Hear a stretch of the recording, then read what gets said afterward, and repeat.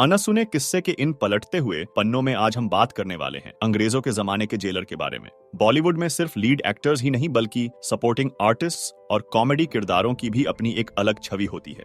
भले ही किसी कैरेक्टर का रोल सिर्फ कुछ मिनटों के लिए फिल्म में रखा गया हो, मगर एक अच्छा अभिनेता उन कुछ पलों में भी अपनी एक गहरी छाप छोड़ देता है।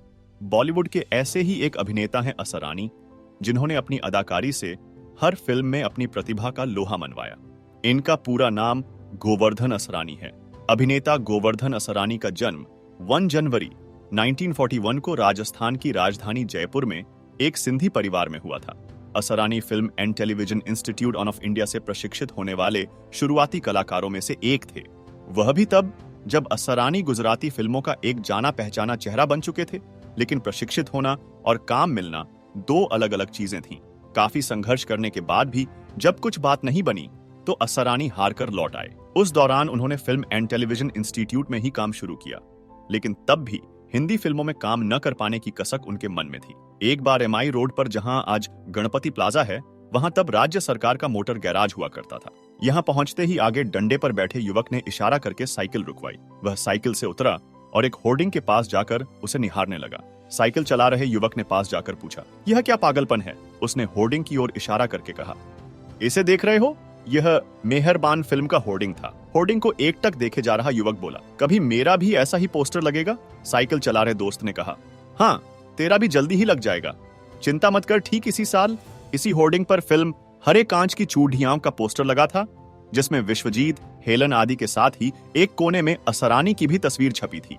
असरानी यानी जयपुर के गोवर्धन असरानी, जिन्होंने बाद में हिंदी फिल्मों में कॉमेडी किंग के रूप में बरसों तक राज किया। उन्हें बैठाकर उस दिन जो साइकिल चला रहे थे, वह थे उनके बचपन के दोस्त मदन शर्मा। उन्हीं दिनों निर्देशक ऋषिकेश मुखर्जी अपनी फिल्म गुड्डी के लिए अभिनेत्री तलाश करने के लिए FTII आए हुए थे।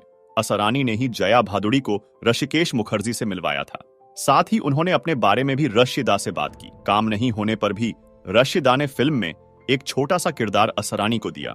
उनका जरा 10 रुपए देना वाला डायलॉग बोलने की अदा लोगों को आज तक गुदगुदा देती है। इसके बाद से गोवर्धन असरानी लगातार रशिदा की फिल्मों का हिस्सा बने रहे। 70 के दशक में कई फिल्मों में काम करने के बाद असरानी समझ चुके थे कि उन्हें खुद के लिए हीरो या विलेन से हटकर एक अलग किरदार तैयार करना होगा। उछल कूद कर, आढ़े टेढ़े चेहरे बनाकर वो एक ऐसे हास्य अभिनेता बने जिनकी अदायगी का मुकाबला करना आज भी नामुमकिन है। और इसी खास विशेषता के साथ पिछले 5 दशकों में उन्होंने हास्य की दुनिया में एक नया आयाम बनाया। 80 के दशक में दक्षिण भारत की फिल्मों में भी चरित्र अभिनेता के रूप में गोवर्धन असरानी पहली पसंद बने। उन्होंने कई दक्षिण भारतीय फिल्मों की हिंदी रीमेक में भी काम किया। इसके अलावा असरानी ने निर्देशन में भी कदम रखा।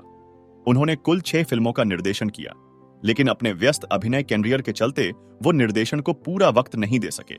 उनकी आखिरी निर्देशित फिल्म 90 के दशक में आयुड्डान थी। वैसे सच यही है कि इंडस्ट्री में उनका योगदान इतना बड़ा है कि फिल्मों में जब भी हास्य कलाकारों की बात चलेगी तो गोवर्धन असरानी का नाम जरूर आएगा। ऐसे और भी किस्सों को सुनने के लिए अभी सब्सक्राइब करिए हमारे चैनल को।